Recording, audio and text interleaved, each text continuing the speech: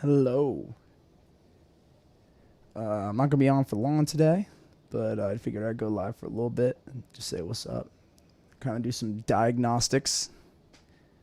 Just kind of BS, talk about some stuff. Yeah. I was in Austin this past weekend. I just got back today, this afternoon, and yeah, it was really fun. Went and visited some friends, and we went out, went out on the town to the bars there and the restaurants, and a lot of obviously a lot of taco restaurants, um, which was nice. I mean, I love Mexican food, and Austin is potentially one of my you know future destinations. So it was cool to go out there and check it out, and just kind of get an idea of what the scene's like. But yeah, it was cool because I'd been there before. I went in early March of 2020, right before the pandemic. And yeah, it was, I went there for an interview. Sadly, I didn't get the job because they ended up laying off 40% of the company, right before, right after my interview, like literally the week after when I was on spring break. And that was like around the time the pandemic was really coming into full, you know, gear. So that was the last time I was there, and it was cool to go back this time around here in the fall. Um, yeah, it was a little chilly this weekend there. It was like in the 50s or something. So, that's whatever, but it was really fun though, and it was cool. I'm happy I did it. And maybe it'll be a destination for me there. Florida, obviously Ohio. There's a couple places I'm thinking of right now, but uh, you know, whatever the best opportunity is the move. So that's kind of what I'm thinking right now. But yeah. Last night, while I was in Texas though, I went to the gun range for the first time ever, the Austin range, and it was cool. I shot Tyler Wilson's handgun, friend of the show, episode 15. Um, yeah, he let me shoot his pistol, and then friend Caleb, he uh, he has an assault rifle that was pretty cool. So uh, yeah, it was really neat though to go there and do that, because I'd never fired a gun up until last night, and they had kind of been hyping it up like it was going to be like this really aggressive like thing, and I didn't really know how to feel about it, because I never like really had any intuition to actually do that, um, until recently. Because I don't know, I just was like, I never really like felt like trying it, but like I guess as I got older, I almost wanted to try it more and more, and um, yeah, I had to get the other light on. I always forget this light, but anyway, yeah, I tried it out, and I didn't really know what to expect. I mean, you see the movies, you see the shows, and you see people just like hold them so steadily. So I'm like, like, sure, like, but at the same time, like they were kind of like hyping it up, like there was a lot of kick. I mean, especially on Wilson's pistol. Like I'll show you some video. I posted on my Instagram page, but I posted at like 5 a.m., so I don't think very many people saw it. I wanted to see like what a 5 a.m. post would do. Not well. Only 49 likes. So your boy's not clouting today, unfortunately. But let me see if I can show you this. Um,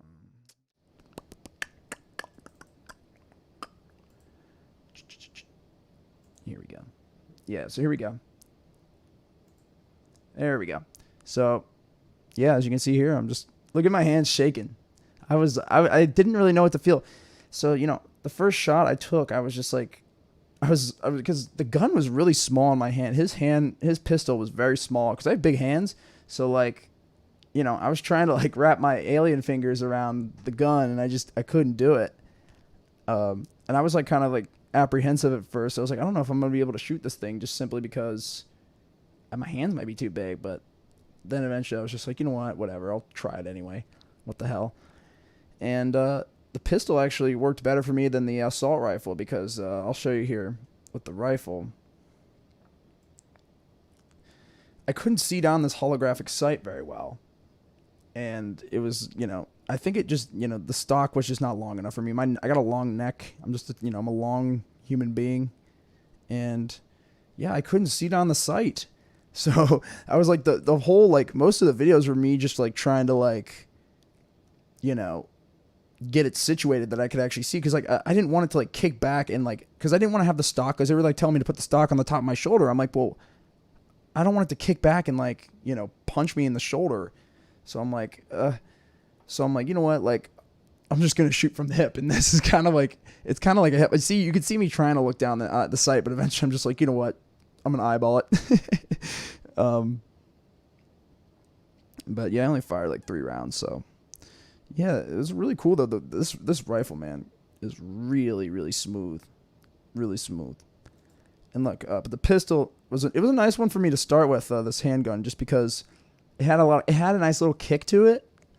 And like I said, they were kind of hyping it up like it was going to really like kick me back. So I was like, okay, like, I don't know how I feel about this, but as soon as I actually got up there and like fired it for the first time, like I was pretty comfortable with, like, cause I had like the first one is always the hardest. Cause it's like, you don't really know how it's actually, the gun's going to behave until you fire it. So it's like that first shot, I was like, okay, now I got a frame of reference that I can now go and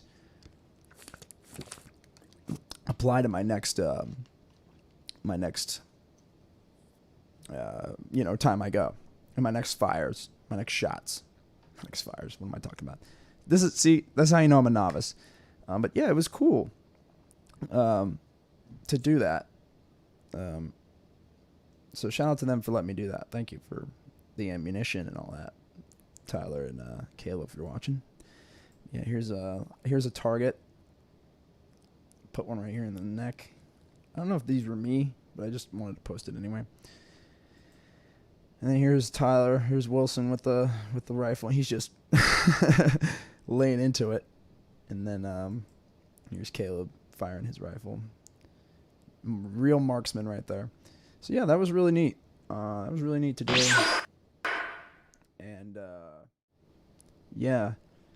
I definitely want to I want to get a gun, but I want it to, it definitely needs to be bigger. I want to get like a Glock or something, like something that's big enough, like, for my hands. Cause like I mean, it wasn't as aggressive as I thought it was going to be, that pistol, but like at the same time, I want something a little bit bigger just cause my hands simply couldn't fit on it. Like, you can maybe hear some of the audio too. Oh shoot, that's loud. But, yeah, you couldn't really, I feel like I would be a lot better with a bigger gun, because like my hands were shaking just because I was scared that it was, first of all, like I couldn't get a grip on it really, because I was like just straight gripping skin. Like I couldn't even feel like the gun almost. But it ended up being all right. After the first shot or two, I kind of got a feel for it, and then really kind of started to focus more on actually aiming and actually it was crazy because like going in, I thought I would have a harder time shooting the handgun than the rifle. Ooh, nice save. But it actually ended up being the opposite, where the rifle was harder for me just because I couldn't see down the sight. But yeah, that was a cool experience. Yeah, I mean, I'm not gonna be on late today, but that's that with Austin. Austin was really neat though, and who knows? The only thing with it is like it's such a podcast town. Like there's already, an oversaturated market of podcasters in Austin. So it's like, what value am I really going to bring to that batch? I mean, competing against, the best of the best. So it's like, I almost like, I want to live in Austin because it's an awesome town, but like at the same time, it's like, and obviously if I get the best opportunity, career wise, I'm definitely going to take it and go to wherever. But, the one thing is it wouldn't be the most advantageous thing for the podcast simply because there's so much competition in Austin in the podcast realm. It's like, Joe Rogan, you got, a bunch of people. Speaking of Joe Rogan, he was at he was at the shooting range last night. So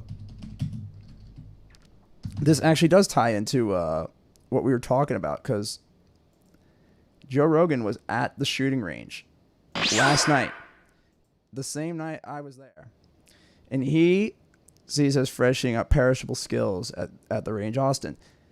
And see, here's my comment. No wonder they had last mags at 8:45. Because I think the place closes at 9, but they wanted us out by 8:45, probably so that Rogan and his boys could come in here and have the range to themselves for the evening. But yeah, that was kind of weird because like we were there late. We got there at like 8 o'clock last night, and like he was there like probably not even an hour after us. So take that as you will. Two podcasting legends in the same building at the same time. Well, not at the same time, but within the same hour. Yeah. Two legends, bro. Two OGs of the game. Just kidding. If you couldn't tell, I'm being sarcastic. About me, at least. Joe, he is what he is. Oh, yeah, here's the video of me actually shooting my first shot. I posted this on... Oh, shoot. I'm sorry, fellas and ladies. I'm sorry about that. That was probably a little bit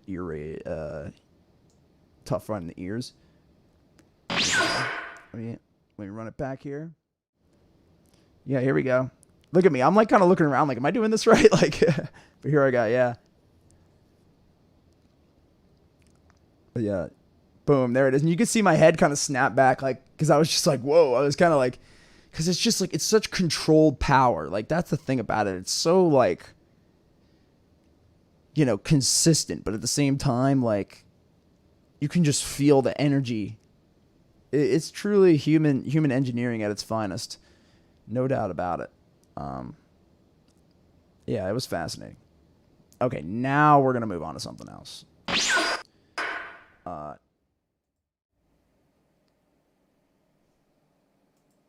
Now it is time to talk about something else. And that will be, I want to talk a little bit about the NBA and the 76ers. Ben Simmons was at practice yesterday. Here, let's get something to reference here. But yes, Ben Simmons, he has reported to practice, finally. And yeah, I'm trying to find the image of him at practice. Yeah, here it is. So here's Simmons at practice. I mean, he's wearing the bench player uniform, so he's on the bench lineup. But this has just got to be so strange, man. I mean, this whole situation is just really, really weird. It's one of the most bizarre situations, and it's one of those things where it's just like both parties are in the wrong, in my opinion. Nobody is winning here. Everybody's losing. Ben Simmons is losing because, well, he lost money, and that's the only reason he's in this uniform at this practice right now, is because of money. He lost, what was it, $7-8 million because he didn't report to training camp.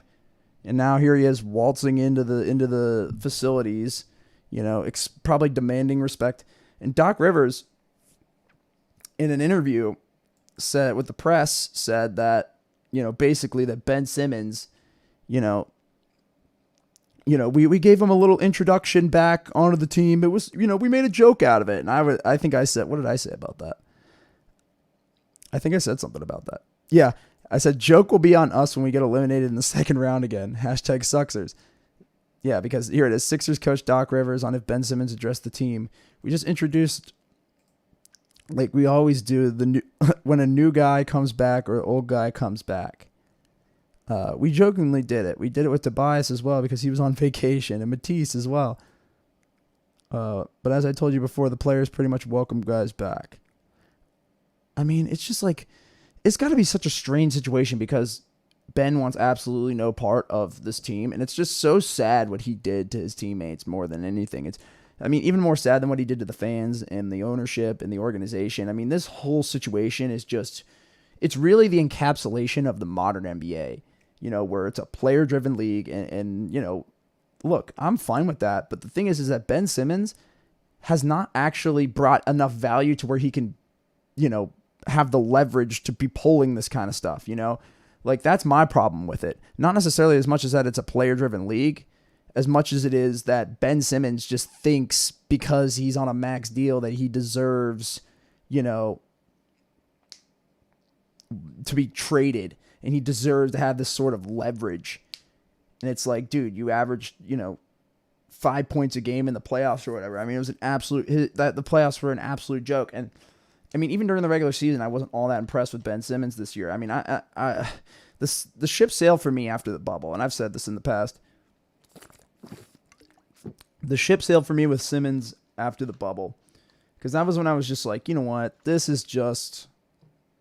just not going to work, because, he was just not putting any effort into his shooting. And I mean, the pandemic, what better excuse can you have? What else are you doing? Really? Like, what else are you doing? So it's like, and you can't work on your game. You can't find, a gym somewhere to rent out, or, have one in your home or whatever. You can't do any of that. Instead, you literally show up 6 months later, whatever, and look even worse. And that's the thing. He looked worse and worse as time went on. I mean, his rookie year was fantastic, and since then it's just been, teams, defenses figured him out. It's really not that hard. Just force him into space. And force him into space, keep him out of the paint, and make him dribble around. And that's what they did. I mean, it was, it's a really weird situation, and I'm very interested to see what happens. But like I mentioned, there wasn't a winner here. I mentioned how Simmons has lost money and all of that, but the other losers in this situation are the 76ers, because what the hell are they doing right now? I mean, honestly, what are they doing? This is ridiculous. I would have got my team of lawyers together if I'm, the 76ers, if I'm Elton Brand, Daryl Morey, and ownership and all of them. I'm getting the lawyers together, and I'm going through that max contract, that $177 million contract. And I said this on DJ Eastwood's Running Back Philly show. And I also said it when I did a Ben Simmons segment, and I forgot to have my mic on. And I did like a whole 10-minute Ben Simmons segment, and unfortunately it just went, completely belly up, because I just recorded the whole thing and didn't have my mic on. But my mic is on now, so we're good. What was I talking about with Simmons? The contract. So I basically was saying the Sixers, get the lawyers together here. So get your all-star lawyer team together, and you pull out that contract, the $177 million contract, and you scan through that entire contract. You read through the whole thing, and you find any sort of thing you can pin on Ben Simmons, to exercise some sort of breach of contract here. There has to have been something, and they should have already did this. I was advocating for this a month ago, when this whole situation really started. I was advocating for this at least a couple of weeks ago. And now it's just almost become too late, because now he's here. Now he's at practice. Like, what are you going to do? Now you're going to say he breached his contract? Like, you can't really do it anymore. But, like, that's what they should have done. They should have been like, this contract is null and void. You did this. You didn't show up here. You breached the contract. Like, there has to be some sort of clauses in the contract, that he would have violated. And if not, then you keep moving forward, and then maybe I'm wrong. But there has to have been something. I mean, over these past couple of weeks where he's just not showing up, was not communicating with anybody, was just, going completely rogue. It was just like, what's the deal here? And there must have been something in there that they could have found in the contract. I don't know. I haven't read the contract, so I don't think that's even public, but the lawyers have it. The Sixers organization has it. So they should look through that. I mean, if they really care about their money, which they should, because they're just pissing it down the drain right now with Ben Simmons, because frankly, they were not going to trade for him. Nobody wants Ben Simmons in a trade. Nobody wants to take on that salary for minimum effort and drama. Nobody wants it. I'm sorry. We're not going to get Bradley Beal. We're not going to get We're not even going to get Malcolm Brogdon. We're not going to get Karis LeVert. We're definitely not getting Damian Lillard. We're not getting anybody. Nobody is going to trade anything for this guy. It's just not going to happen. The only teams that would are teams like the Hornets and teams that just want to take on bad salaries so that they can, in a couple of years get a good free agent class. Those are the only teams that are really going to take on Ben Simmons at this point. And even them, even if I was them, I wouldn't do it. I mean, the guy he doesn't care about basketball. He cares about other things.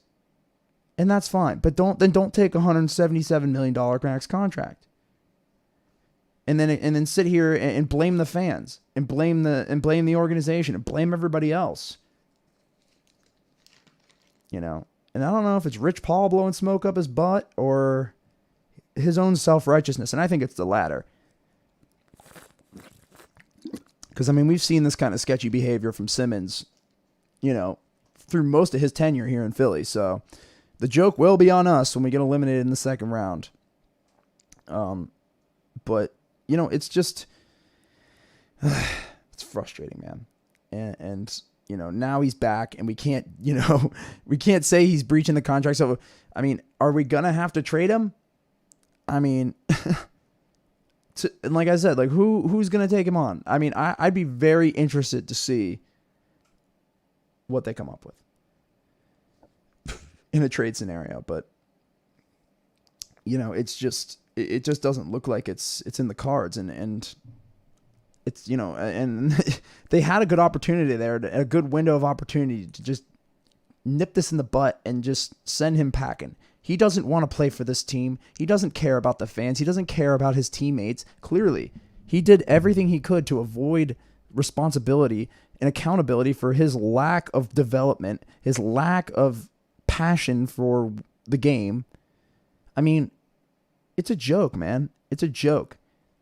He's a con man, just like, and that's the problem, man, with a lot of a lot of these players, man, and a lot of these organizations, they bend to these players, and then they pay them a bunch of money, and then these players just slack off. And I'm not saying all of them, but we've seen instances of this happening. Andrew Wiggins with the Timberwolves. He's actually gotten better, as years have went on. He's gotten a little older, more mature, but with the Timberwolves, it was the same kind of situation. Top pick in the draft, underperforming through most of his career, going into a contract negotiation saying, hey, I'm going to be better. I'm going to be one of the best players in the league. Just trust me. I'm going to work hard. I'm going to be the best I can be. I'm going to come out and literally, be a different player. My 3-point percentage is going to go up. My defense is going to get better. I'm going to run up and down the floor faster. I'm going to be just a presence. So, I want this money so that I can be confident in myself and be a winner. That's the Wiggins model. And then you show up and, go, maybe I'll try today. I'm a little tired. Not really feeling today. And this is what, and Simmons is even worse than Wiggins, because at least Wiggins would come out and give you, 18 a game and 20 a game. And he would stink at everything else, but at least he would give you, some scoring. Ben Simmons can't do anything outside of 10 feet from the rim. I can't believe it. And the free throws, that's the thing that pissed me off the most, because that's just an easy fix, honestly. If you're in the NBA and you're not shooting 70% from free throw, there's no excuse. You're getting paid millions of dollars to play basketball, and if you can't shoot 70% from free throw, there's no excuse. Unless you're like Shaq and your hands are like monster hands, even bigger than my hands. Yeah, unless you have that kind of scenario, and even then, it's figure it out. But there's just no excuse. I don't want to hear any excuses about that, dude. It's ridiculous. It's ridiculous. It really is, because it just shows that they don't care. And the free throws. It's just something as simple as shooting free throws. Shoot 100, 1,000 free throws a day, whatever. I don't get it, man. I don't get it. I don't get how you can be a professional basketball player and shoot 56% from the free throw line. It was a joke. In the playoffs, it was even worse. And that just tells you everything you need to know about Ben Simmons, man. He doesn't care about playing basketball. He doesn't care about winning games. He's literally just there to get a paycheck so he can afford to pay for his rent and his cars and all of his, commodities. That's really what he cares about. And that's fine. But then, get off the team. Go do that then. And go game. That's the thing. I like to play video games, but at the same time, I'm not getting paid $180 million to be, second option on a championship team in the NBA. Because if I was, I sure as hell wouldn't be playing with FaZe Clan on Call of Duty Warzone or whatever. That's just me though. If I was in the NBA, as a 6'10" freak athlete and top draft pick, given the expectations and your own physical prowess, do I have to put two and two together here, to point out the lack of logic from Ben Simmons right now? And I mean, what team really wants to take him on? Please. And I love these, these people trying to make these, these mock trades with him. It ain't going to happen, folks. I'm sorry. It ain't going to happen. It ain't going to happen.